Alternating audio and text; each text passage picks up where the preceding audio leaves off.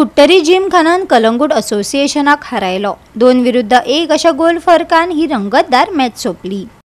कुट्टरच्या Saint Alex church खेळामाळार जाल्ले कुट्टरी villagers cup 2025 कुट्टरी जिमखानान Calangute असोसिएशना आड 2-1 अशा गोल फरकान जैत जोडून सेमी फायनलींत आपली सुवात निश्चित केली।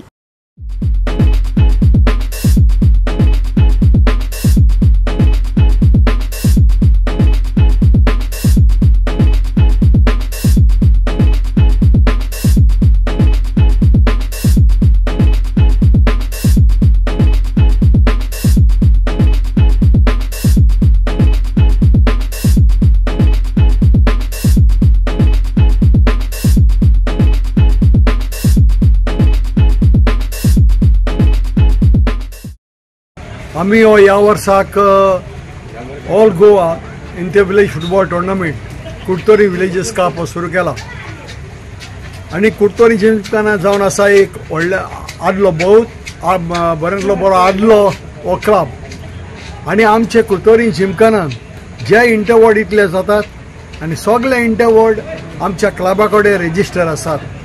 जशे आमी क्लब GFA कडेन रेजिस्टर आसात तशे आणि कितें एक्शन घेवपाक जाय कितें करपाक जाय आमी करतात। म्हणजे हायेस्ट बॉडी इन कुट्टरी जावन आसा कुट्टरी जिमखाना। गोवा 365 खातीर रमेश नायक राऊत, गौतमी गावकार आणि सानिका नागवेकर।